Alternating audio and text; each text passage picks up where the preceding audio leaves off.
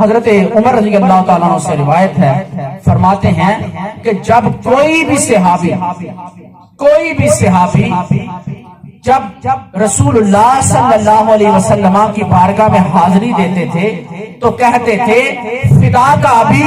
و امی یا رسول اللہ ہمارے ماں باپ آپ پر قربان ہوں۔ صحابہ جب حضور سے ملاقات کے لیے جاتے تھے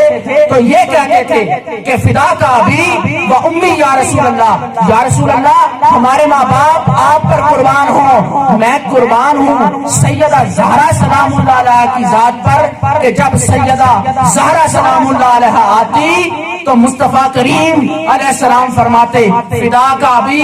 و امی یا فاطمہ تو زہرا۔ صحابہ کہتے